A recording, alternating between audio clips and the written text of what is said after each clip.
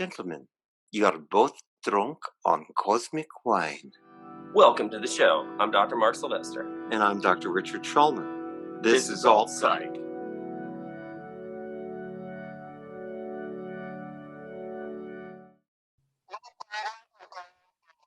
And that is inappropriate, but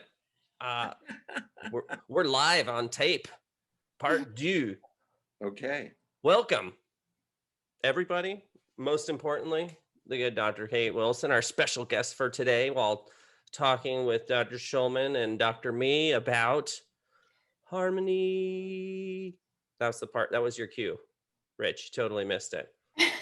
Well, you didn't give me the cue. You just said harmony. Now, if you sing harmony, harmony, harmony, we can do that. We can do that. Moving on, integral healing and wellness is where it's at. And I think you're a fascinating person. We've had lovely conversations and certainly offer a variety of similar services as our practice here.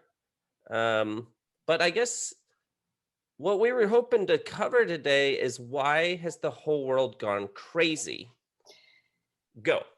Ha ha ha, that's a very big question. What are you going to do with the second half hour of the show? Are we being cloud seeded? Are they dropping like anesthetine gas on us? Why is it that people have increasingly become so unaware of themselves, their own consciousness, their inner landscape? We've all seen this in our practices, and it's been very interesting watching how the stress of the pandemic has reactivated old traumas and wounds, but it goes much deeper than that. I think the story starts way back. And yeah, but Mark, hang on for a second. I already hit record, so I can't do that. No, just hang on. People, you have to let our guest introduce herself. Well, that's what I'm about to query her. Maybe this whole thing. Would you like to tell us? Say hello. Kate. Tell us all about yourself. Oh my goodness, about myself. Well, at least it's not really about me. But thank you very much for having me on. And I've had quite a wonderful, wild journey. I often tell people I feel much like a cat, like I've had multiple lives in this same body, which has given me a very broad spectrum viewpoint. Also, just whatever Moon in Scorpio makes me really profound, deep. So I never stop asking questions. And I think that that's also partially just being human, right? There's this innate curiosity in all of the creatures of the planet that move. And what do we know about plants, right? I mean, there may be that there as well. I've certainly seen some amazing things about mushrooms that I didn't know about, right?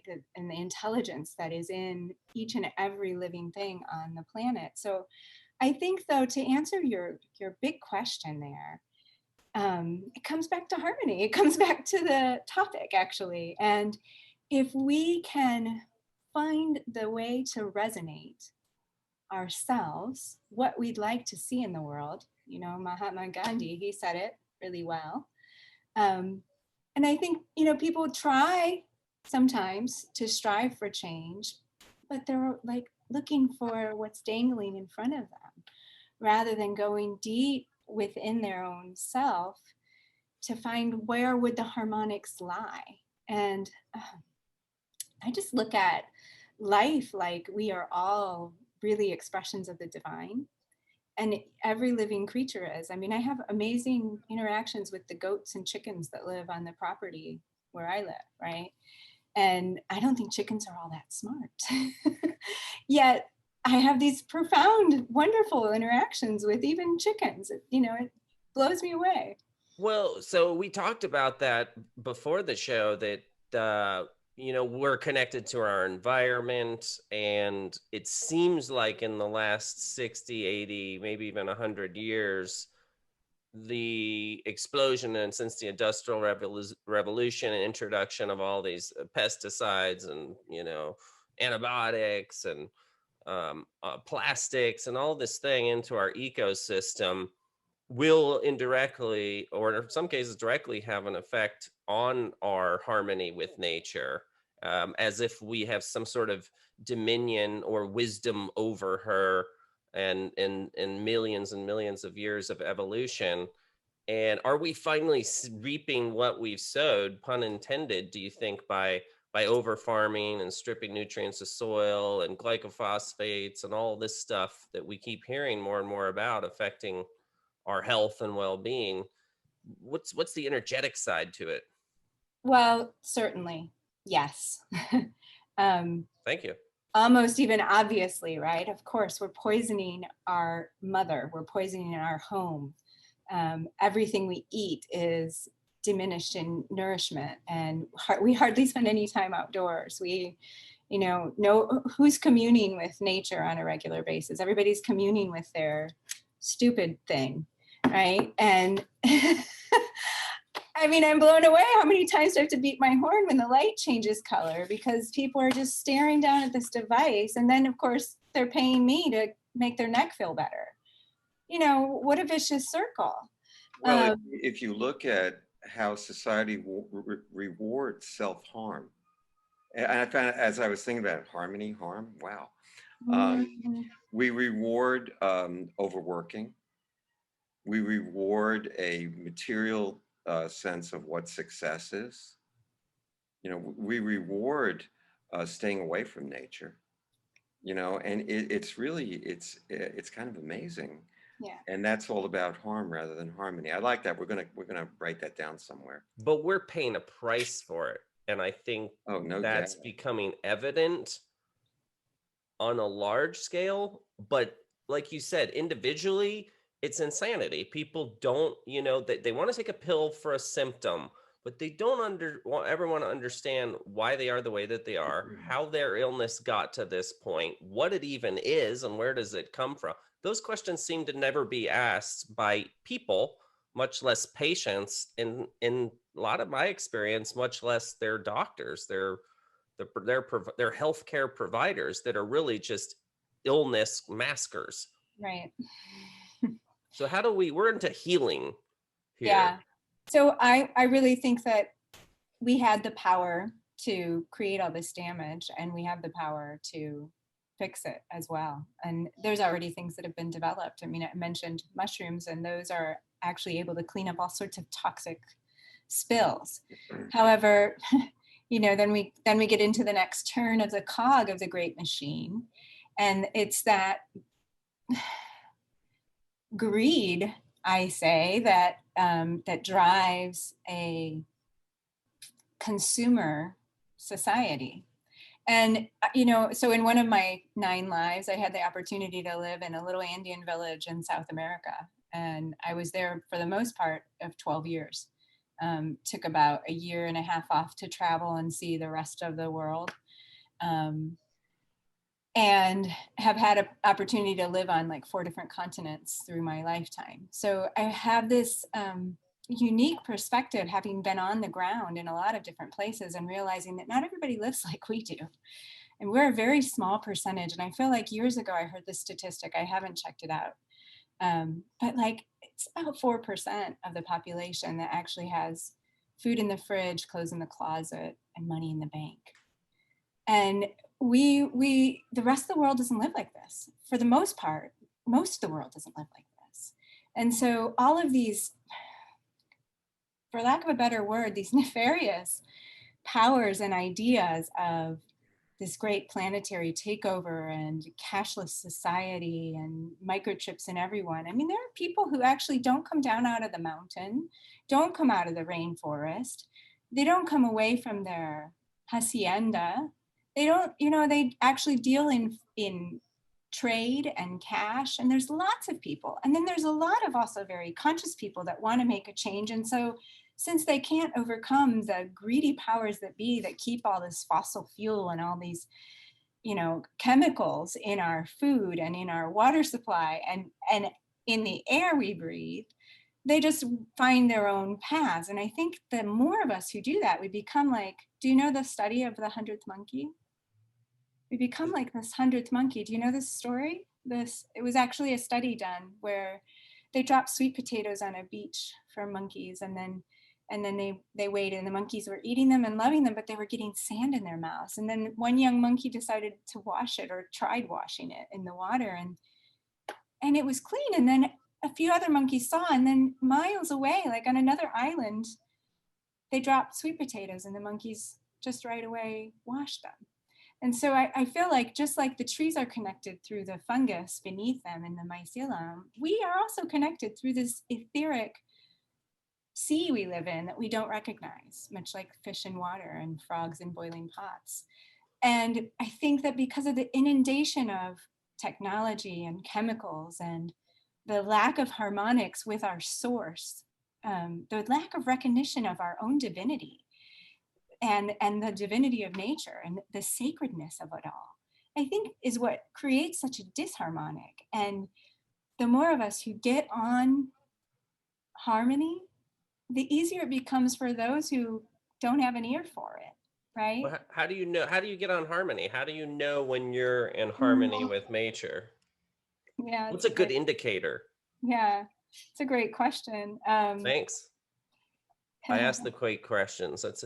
I think that when you can feel the resonance within yourself, and a zest, an excitement for life, a fulfillment, whether you're gardening your own flowers and vegetables, or you're running a huge corporation, if you've got a zest and you've got a excitement, if you jump out of bed in the morning ready to go, you're doing it, you know. And if you're under 20 or under 30 even, you might have a little leeway there with the energy, and you can be still kind of caught in the cog and feel like that.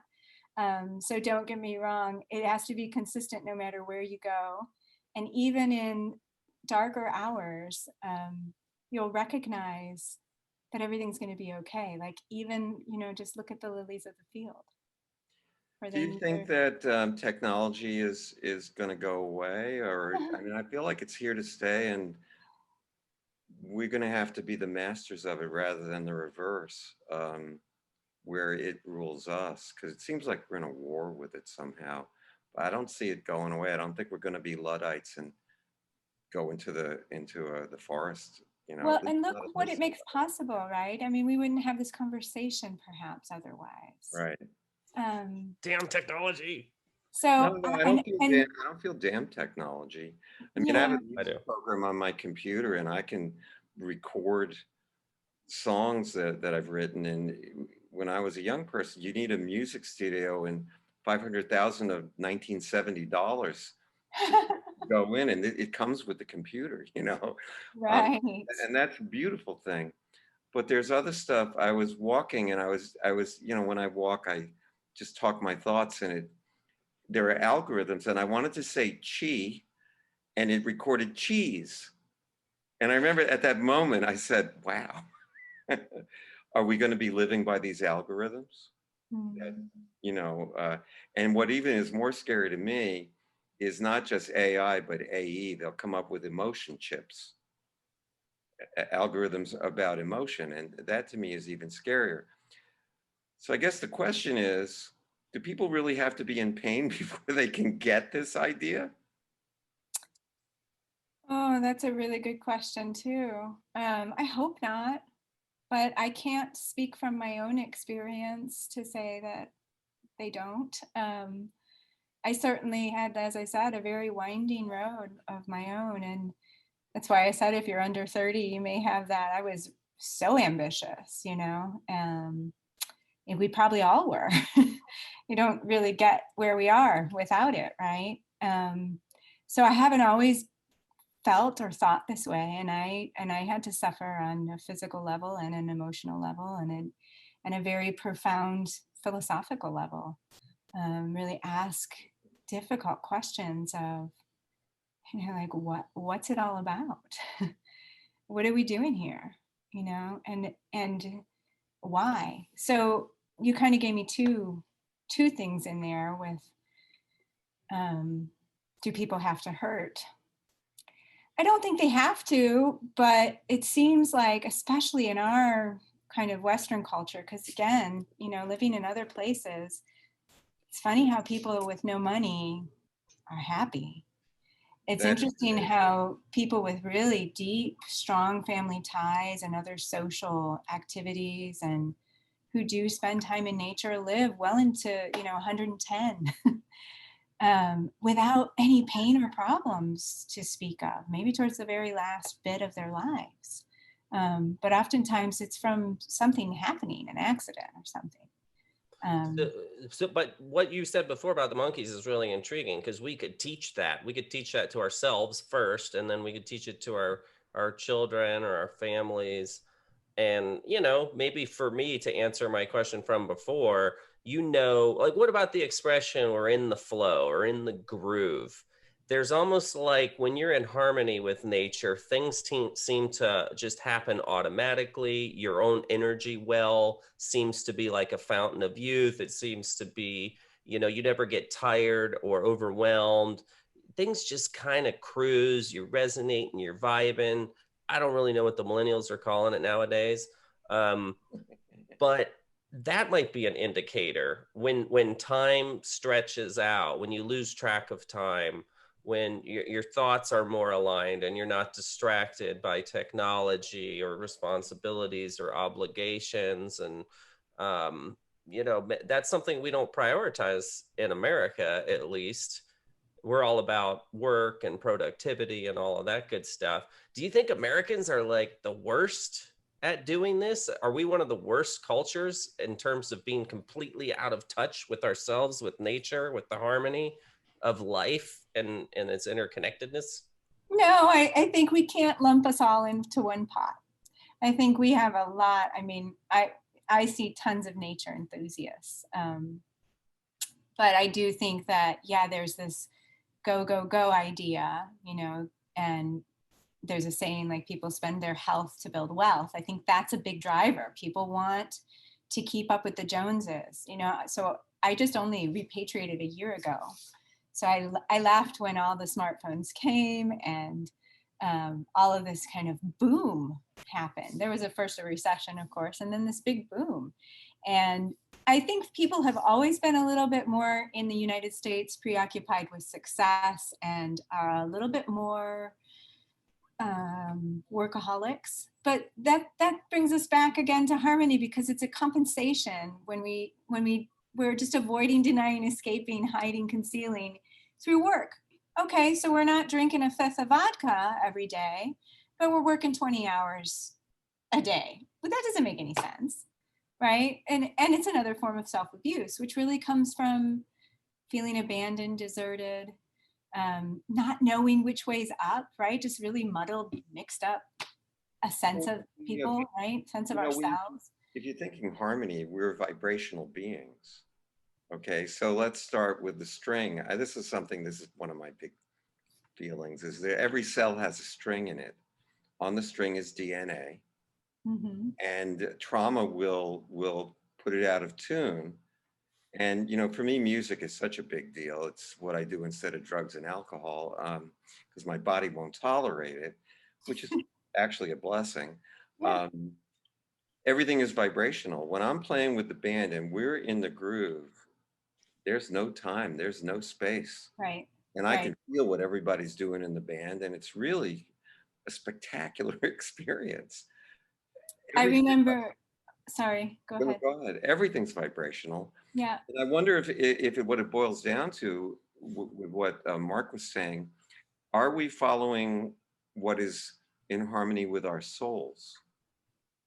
I mean, for me, when I'm doing what my soul wants, I'm actually much more successful than when I fight it. Yes. Which I remember Deepak Chopra reading one of his books years ago, and he calls that, like, when we lose that track of time or space, we're really doing our dharma, our life's purpose, our soul's purpose. So exactly what you're saying.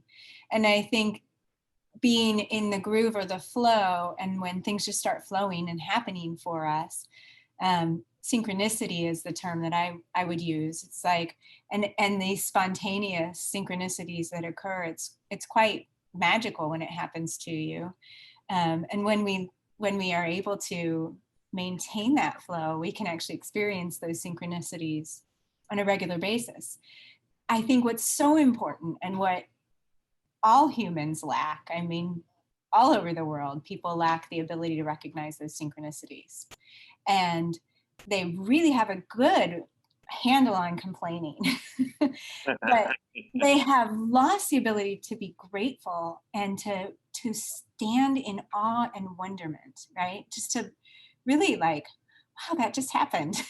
That's amazing. Or look at that beautiful flower or that amazing bird, or just this person in front of me who's just another reflection of me, right? We've lost all of this juiciness of living, and it's become so superficial and about consumables that it's very difficult, I think, to get in the groove or have synchronicity happen when we're maintaining a life of what's important is getting the next iPhone 900. Well, it's very isolating, right? Yeah. I mean, self-seeking is very isolating. The pandemic, and Rich and I have talked about this, was social distancing was immediately psychological distancing, and then the fear of everyone else. I think that we've lost our way in terms of the overall emotional tone of our lives. So maybe 500 years ago, the excitement for your day might have been like one or two things that took several hours to happen. And so the emotions and the attention and your sense of presence had more patience. It had more time. It could resonate better. What I thought you were about to say is, playing a C chord on a piano next to another piano is going to cause it to vibrate as well. That's true unless you play it really quickly or really quietly. And so it's like we don't have enough time to saturate ourselves, and we becoming more and more short-sighted because we're cramming more crap into our days and more distractions and more responsibilities and obligations. Then you add to it all of the biochemical insults since the Industrial Revolution. I mean, maybe the answer is more simple in that if people schedule time for themselves, if they force themselves to connect with someone else, to just be aware and pay attention of that timeless connection and being in the flow and what that resonance feels like, then they'd hunger for it. They'd want more of it. They'd realize this is their true path. And more importantly, the path that we're on is a first-class ticket to nowhere. Yeah, I think I think that you're right on all accounts there. And I want to come back to the other question about technology and how are we going to handle it. So interestingly enough, I'm not sure if you're familiar with the Andean prophecy of the eagle and the condor, but it speaks about there would be this time in the world, which we've been in since about 1492, where the world would be dominated by really just masculine head, mind, and energy. And somewhere around 500 years later, we would have the opportunity, if you will, a window where the eagle, represented by the mind, representing the mind, and the condor, representing the heart, the spirit, the more feminine side, could have a choice, will have a choice. And the choice is to either join head and heart and fly and thrive, or one will destroy the other. And there is no middle road. Yes, it's clearly happening right now. It feels like it. And it's been happening for the last about 30-ish years, I think, 30, yeah, roughly. There are so many markers, so many legends that point to this. And I really like Rudolf Steiner. I don't know if you've much reading. I suspect you have. He actually predicted a war starting around 2016. He predicted it 100 years before, about 1916. That would be a 30-year war, which would be for the soul of humanity versus artificial intelligence. And I was thinking about something you said about synchronicity that I didn't want to drop. Synchronicity, understanding of synchronicity is a revealing of an unconscious connection. Like if you look at astrology, for example, and I love astrology. I was trained by a really great astrologer, and the stars don't make you do anything. it's a synchronicity that reveals something about your soul's journey, your unconscious path. You can choose to ignore it, or you can take the information and do something with it. And in order to experience those synchronicities, a lot of times I think it's like listening for a whisper in a thunderstorm. You have to be attuned in a certain way. And we don't do any of that. Right. And I think that for the kids, this is really important because they're not necessarily going out in nature, but they could learn how to meditate. Yeah. Yeah. And people who are, and I hate this term, people who are woke, because it's been sort of stolen in so many terrible ways. I like aware better. If you're aware of this, you do something about it. Half of my practice is addiction. Approximately half. I know Dr. Sylvester does a lot with it. Addiction is a response to suffering. It's a vibrational, it's an attempt to manage the vibrations. That's exactly what I think and feel over years of treating it. Is it's, in AA or NA or OA or CA or pretty much anything with an A, they would just say that the using is an unconscious attempt to literally change the way that you think or feel. So it's almost as if they recognize on some level that there is discord, there is disharmony, there is trauma, and they're seeking to do anything to change that feeling, change that vibration, change that energy. I often tell people, you need to ground. Go lie down on the earth. If you don't have I said, take a blanket. If you have anxiety, take a blanket, go in the back, just lie down. And if you don't have a backyard, go to the garden store and get some potting soil and pot some plants, because the earth will absorb those vibrations if we allow it to. That's totally right. And you can even get copper sheets if you can't get out to the ground and ground yourself through. And it's not a bad idea to do, even if you're not off center, because there's so much coming at us, so just to keep yourself really connected. Because I want to go back to that, because in addition to how did we get here, and let's think our way out of it or feel our way out of it, aren't we working against the toxic environment we've created? Aren't these kids not getting it because their little pineal glands are calcified, or they're full of plastics or pesticides or glycophosphates, or like Zach Bush talks with the over farming and stripping the natural immune systems from the plants? How long until that completely catches up with us and Mother Nature just flushes us down the toilet and reboots a new species? I think it's already catching up. I mean, what is the statistic now? Is it like 1 in every 2 children have horrific adult onset diseases now, right? I mean, yeah, it's already happening. How many of them are actually going to reproduce? And then with all of the vaccine injury, all of the other factors that are playing a role, all the genetic modifications that are going on, I think it's happening right now.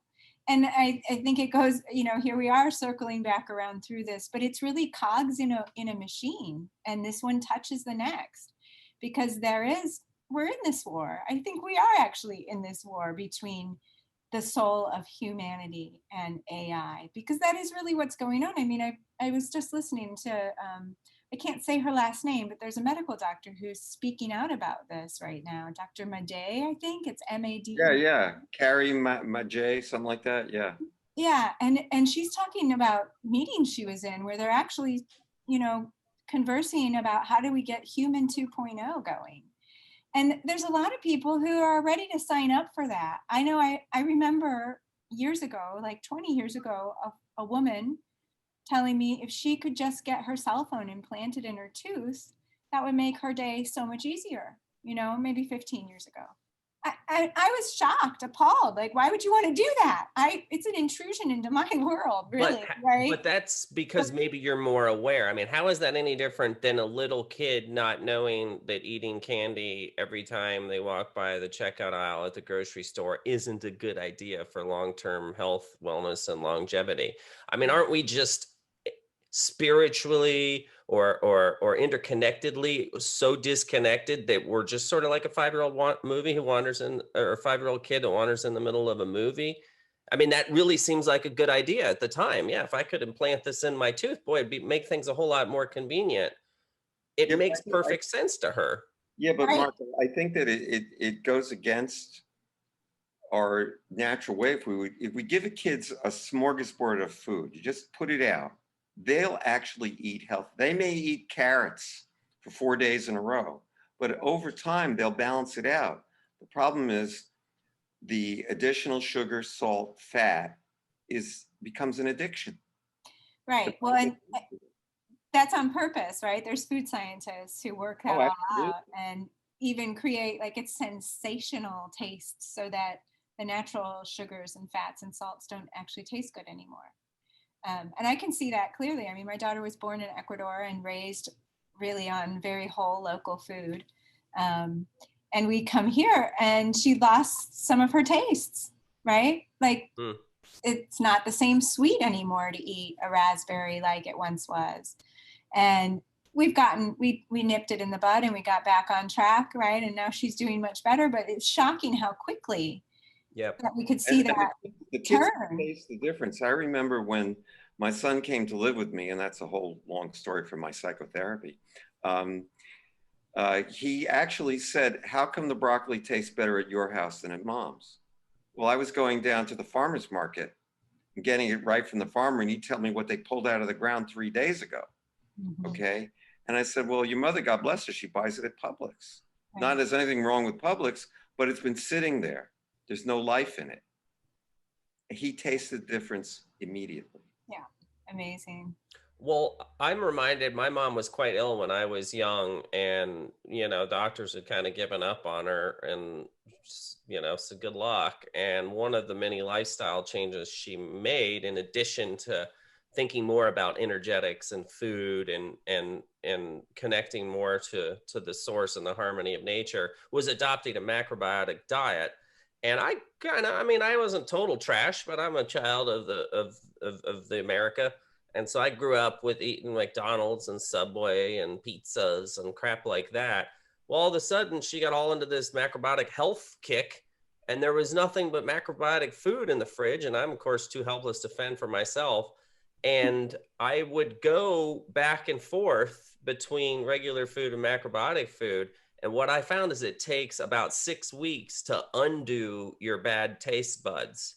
So that's pretty quick if you think about it. If you make healthy choices, you eat organic food, and you realize you are what you eat, 6 weeks is a very short amount of time to actually see a serious change in your taste buds. Forget your health, your blood sugar, and all this other crap. I noticed I'd go back and eat a French fry because I'm like, I'm eating too much of this healthy stuff. I gotta live. I would eat a French fry and it would absolutely taste nothing like I remember a French fry tasting. It would coat my whole mouth with like a wax, and the salt was just like, how do humans eat this? But then if I went, like you said, your taste buds reverse to crap very quickly. Yeah. They would taste bland, and then of course macrobiotic food would be complete cardboard. So if people can make it over that initial hump, or just wake up and be aware of the energy and the power of food to change the way they think and feel, maybe our brains wouldn't be so polluted that we might finally wake up, play the tape through, and go, maybe it's not a great idea to implant a cell phone in my tooth. Yeah, but take it the next level. We're not absorbing the nutrients, even if we're eating good food. I mean, I think leaky gut is a real thing. And it's because that you mentioned Zach Bush, who I admire tremendously, talking about, what happens when you put the glyphosate. Am I pronouncing it correctly? Yeah, glycophosphates. You know that it's water soluble. So what happens is it evaporates in the air and then it rains on us. Mm-hmm. It rains everywhere. So we're getting it and it's attacking our gut lining. So we may be eating really well. This is my personal experience. When I started addressing the leaky gut, guess what? I lost weight. My appetite was reduced. My chronic pain that I had for many years was diminished tremendously. And I felt better. What a shock, because I was eating really well, but not absorbing. But your thinking was probably clearer too. Your Oh, brain was well, how can I sharper. be any clearer, Mark? I mean, come on. So Um, if we're all in this drugged out fog no from doubt my thinking was clearer. industrialization, Thinking became clearer. Dealing with stress became so much better. I found that I was on stage and my other singer's microphone went out. Instead of like starting to go like that, I just took my microphone and I said, "Here, use that, use that." This is right in the middle of a song, and it occurred to me, wow, I would have been really rattled before, you Yeah. know, and I just we got a big battle going on, don't we, Kate? We do, and we can also fix that leaky. I mean, look, you fixed your leaky gut, and it's through the dietary commitment, really, to changing. You guys must know Dr. Kelly Brogan, Oh, right? sure, yeah. Yeah, and I mean, that's her big passion, right? Is getting that gut health well. Um, and I'm thinking of another physician who I can't pronounce her name. She's from India, um, but she wrote a book called The Prime, and she speaks about how much of the neuropeptides are actually created in the gut. So this leaky mm-hmm. gut, leaky brain, yeah, people are in a fog. They're on what is the average number of drugs people have in their medicine cabinet All of nowadays, them. right? And like what used to be when I was a kid, prescription only, is now completely over the counter, and people can mix and make up cocktails that can be quite dangerous actually from all these over the counter drugs, and they just want that fast answer, as was mentioned in the very beginning. So yeah, it is an uphill battle, and I think having conversations like we're doing and having people who are curious, because the curiosity is still there, it's underneath of all the goo and the grime and the chemicals, Yes, and absolutely it and they're is. searching for answers because the chemicals aren't helping them. I mean, in my practice, I see a lot of really challenging people who've seen everybody. And I think that's how we got connected, by one of Yep. those kinds of people. Yep. And that's my typical, maybe that's extreme, but I have a lot of people on that level, right? So these people they're fed up. They've tried all that stuff. Yeah. And the more people who discover that there's another path, well, they'll tell their sister and their friend, because I don't know what statistic. Oh, it was myofascial pain. I'm listening to another doctor talking about myofascial pain. Well, for every person in chronic pain, they know 6 more people. And as they start to come out of that, they're going to share it, because like they want other people to feel better too, because there's no fun hanging out with miserable people. Well, and maybe that's how we all got here. And kind of to your point before, Rich, do we have to suffer to awake?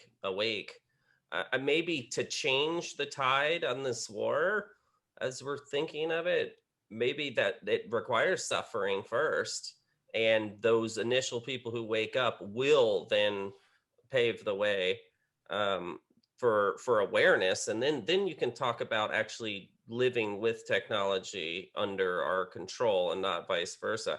I did look up the Prime. It's Dr. Kulreet Chaudhry. You did a Who, good job with her name. yeah, well, that's actually kind of an easier one. There's plenty of names I can't pronounce, but really, really fascinating. I think I learned that as a small child, at least through the macrobiotic eating. But like you said, when you're young, you can take a lot more assault. You can take a lot more abuse. You get college kids going out and drinking, and then getting up to go to work at 6 in the morning. And that I don't think aging is normal. I think the way that we understand and conceptualize aging isn't aging at all. It's just an accumulation of toxins. It's an accumulation of traumas. It's an accumulation of things that attenuate our connectedness and our vibration and energy, that we ultimately say, oh, they died of old age. And it's like, well, did they really? Yeah, but when I was back in the old days, back in the day before they changed everything, nobody was gluten intolerant. I mean, nobody talked like that. That was crazy. This is What crazy. about acid rain? Did that go away? It's ridiculous. gluten intolerant, you're chemically intolerant because all the wheat is all messed up with the the glyphosate that's in the genetic code. This is and how they harvest it now, which is so different. Oh no, I'm gluten intolerant. It's not that. What the hell does that mean? I don't get that piece, you know. Well, and maybe it's just become a marketing thing too, because I've noticed on certain products, they really pride themselves on saying, no, GMO free, gluten free, and whatever. It's just America. This part is America. When I was in Europe, I think so too. when I was in Europe, I could eat the bread. I didn't get bloated. You know, I mean, it's we're silly over here. Well, and Europeans think it's funny that all the bread that we have is white bread, because white bread's almost impossible to find. And the process, the amount of processing in our food, and just the general crap that is iconic for American foods, McDonald's, burgers. It's kind of concerning. I personally think we're losing the war and we're all going to die, but I try to remain hopeful. Well, that's why you invited Kate on the show, right? Yeah, save me, Kate, please. You can call me hopeful. Can I call you Harmony? Well, yeah, I can try. Okay, wait a minute. We spent some time complaining. I'm going to ask you, Kate, what do we need to do now? Yeah, well, so I think we've touched on it a bit, right? We really all have to take responsibility for our own individual selves. We have to be really open to and ready for meeting people where they are. You guys, I'm assuming recovering or recovered addicts, right? You're not working with active addicts. No, I work with all of them. Okay, all right. Sometimes, you deal with what's in front of you. Right, okay. I tend to see more of the so active. Then you're going to get what I'm going to say really well, because I think that people need something to blame. So if I'm gluten intolerant, and that explains why I feel tired and I feel like crap and I get cranky and I yell at my husband, and well, I've got an excuse because I'm gluten intolerant, right? And so it becomes a crutch that people can lean on. And rather than take responsibility for their own health, it's easy to blame.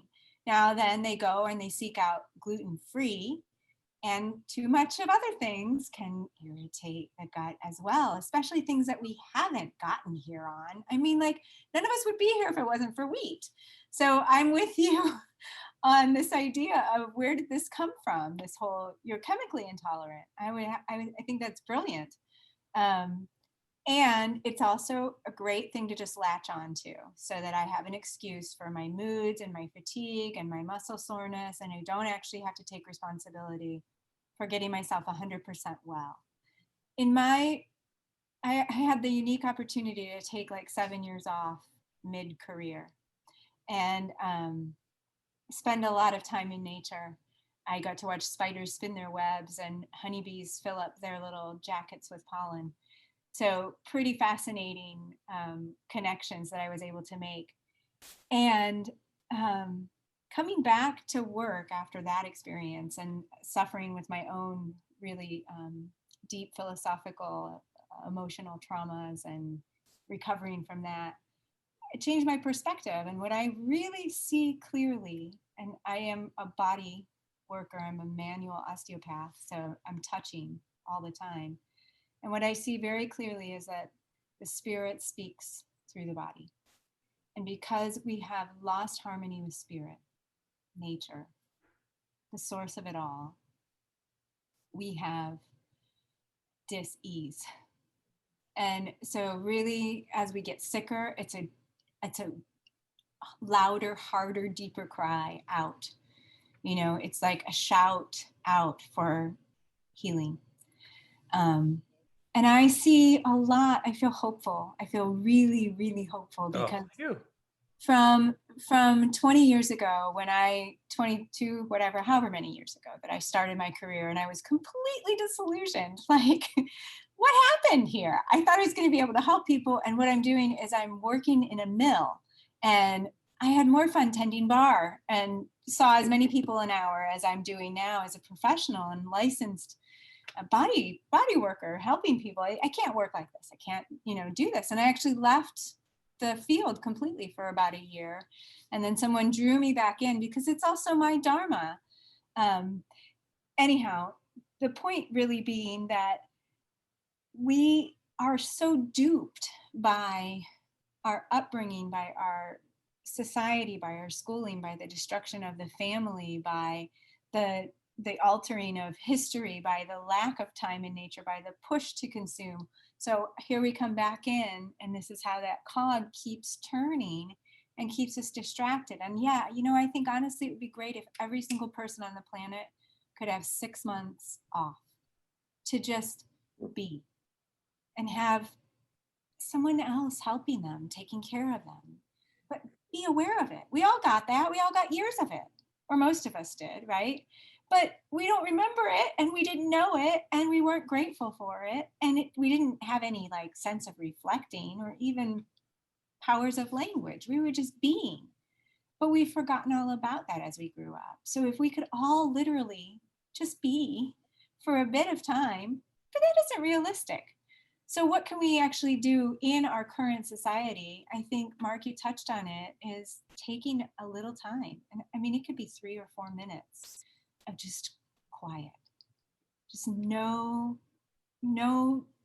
show on the television, no song on the iPod or whatever people are listening to now. Nothing, just quiet. And see what happens. Just let go of the constant, I gotta, and just be still. I think that would change the world. I mean, we talk about raising sort of your vibration or getting in sync with your environment, your surroundings, your purpose, your dharma. Even at taking 3 minutes before raising your vibration is sort of the concept. When you find yourself in a hole, set down the shovel. Maybe stop feeding the things that attenuate your vibration, that attenuate your energy, that are literally sucking the life out of you and replacing it with dis-ease and illness and more advanced illnesses and increase of illnesses, these rates of autism and cancers and things that have been really shooting up. And we talk about it, we give it lip service, but we think of it more as a public health issue. And I like what you said about Gandhi.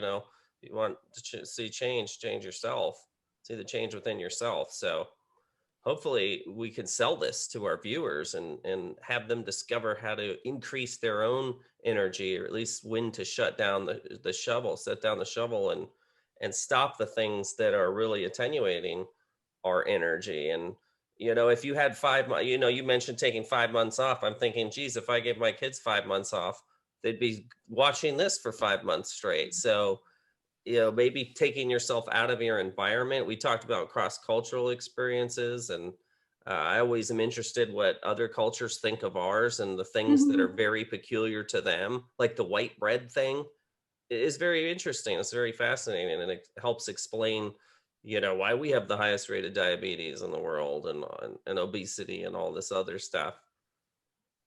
Well, at risk of creating a second hour for this, and it would be great for you to be back because there's so much of this to talk about.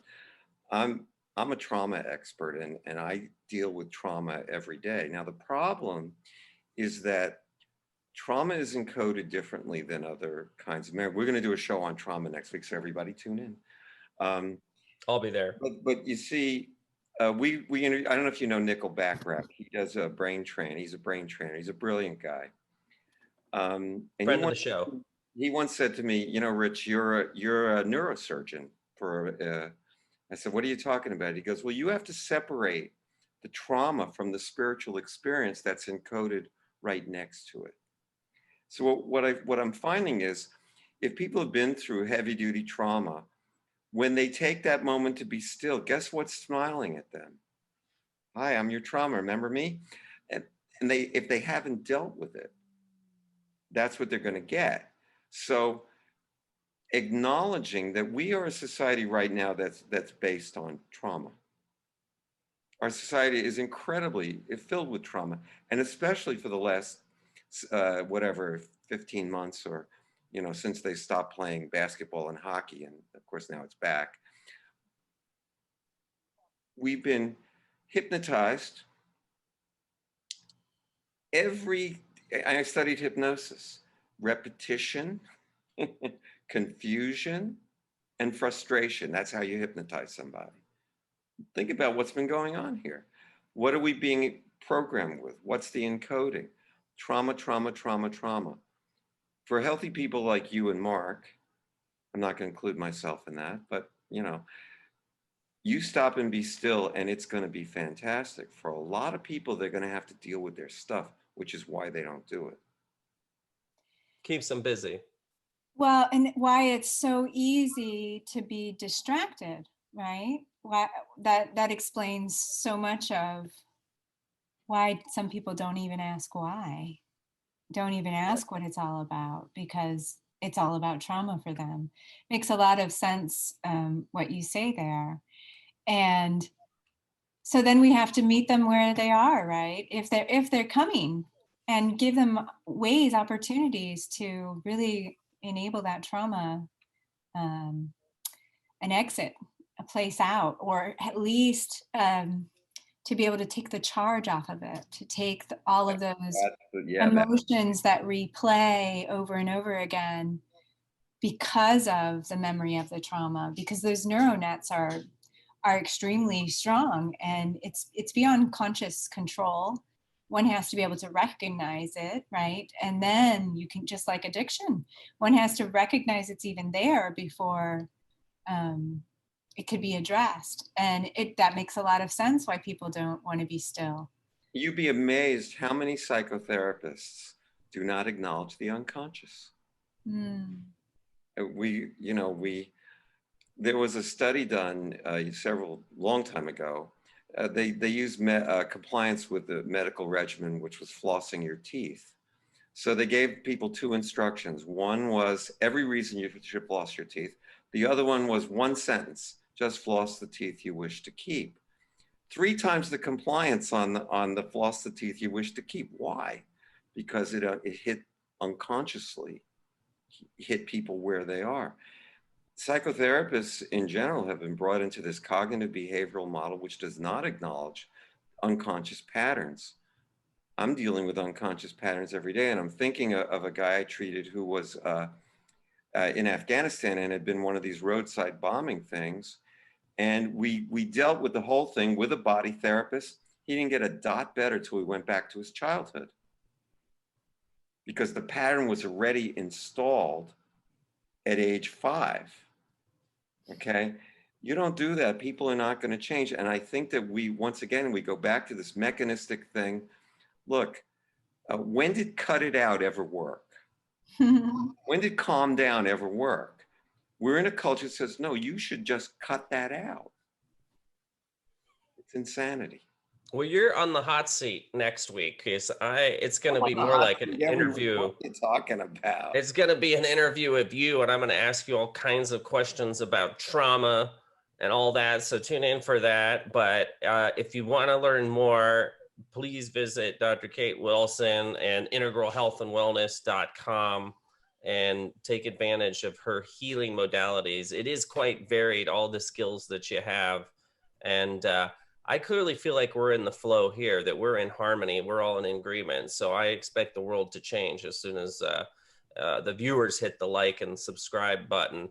We'll also put a link to your website down below in the comment section. Great, thank you. So thank you so much for joining us. I hope we can have you back for part 2. Yes, absolutely. That would be wonderful. I would love it. So much fun talking with you. You're now a friend of the show, so okay. Let's write that down. All right, we'll have our people write that down. So until next week, remember, be well. Be well. Awesome. Be well.